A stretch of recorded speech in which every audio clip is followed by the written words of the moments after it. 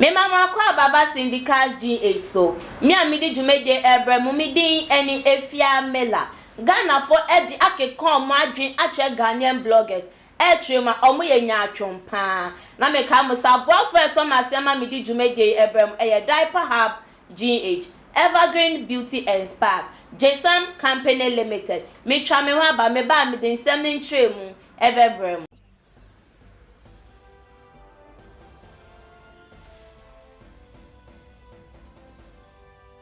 Ebusia for me koya amasan aba. Ghana for abeke komagin ache Ghanaian bloggers. Titiru any Samike. Patrema. Samike Zion fele sun sem ebeto dwa.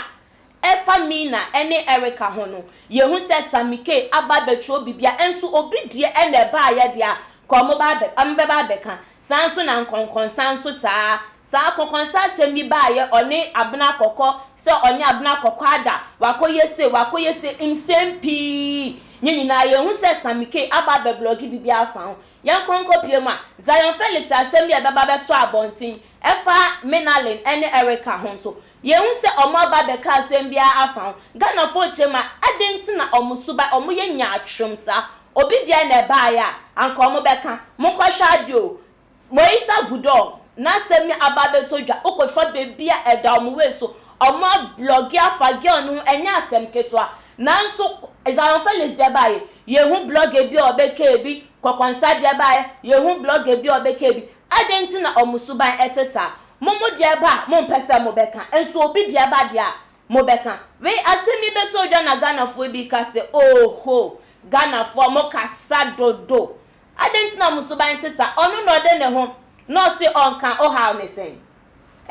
enunsun onkoka na mo beka se gwe eba ya wa ba beka wankwa nkoka nso enunsu we nya asem ade na Ghana for mo kasasa munjai Ghana bloggers no munyamo sansu na bi nso ka se Ghana bloggers omu ni suban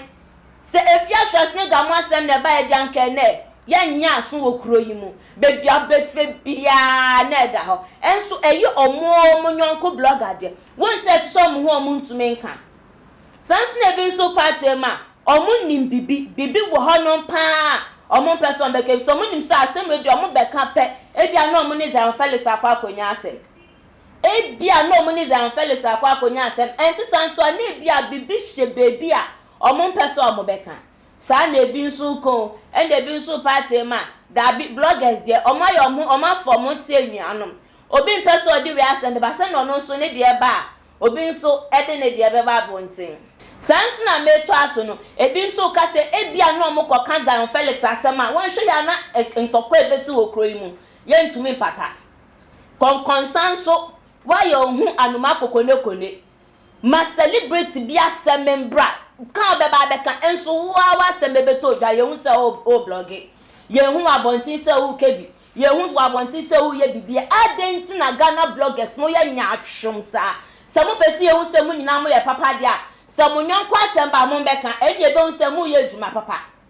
samu mpese ye bebu mo animtia wo krem am mo nyanko asemba mo beka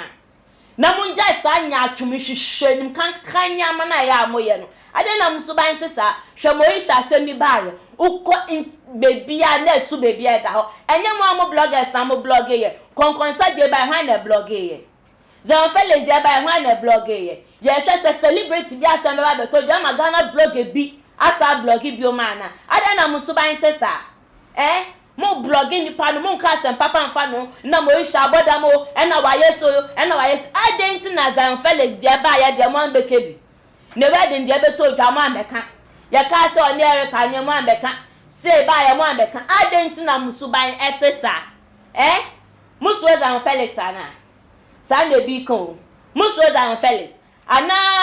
eya musa Zion Felix no ne ho ya binti mo kwaka na asem obebo mo se ye dwuma ne nyina ye yo adenti na mo yesa bra asem ne beto wa ka nye musa edwuma papa na oye enye so obeye yiyimu obi de beba obeka ebi de ba onka eya munjai sa nyama na eya moye me de minsem ebe wiye no na me ka che bloggers se wo krom ha se enye celebrities nko na ese mo blogger o ma asem Muamu bloggers kampo obi asem beto abonti ese muka emani sise ese mu na mimi nya atwo ene ma mo nso nya atwe fisa mi efia mi la mi gina die eba ameka sanso na me nso me die eba na ahwe na betumi aka wo won kwan se wo ka efisa eye game enye ntokwa ebi ka na asem na wo ka ne kra entesa ebi won so na etesa adenti na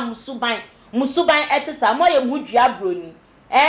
mi din eni efia mela aboafo eso masema mi di dwumedie ebrem Jesam Company Limited open tie papa home use tie brand new ties oko Jesam Company Limited o ma so ya obenya biato sa na diaper hub GH nkwala ne nkwalata we opebi o form na ma no screen ase na from onsa be kon mo makramo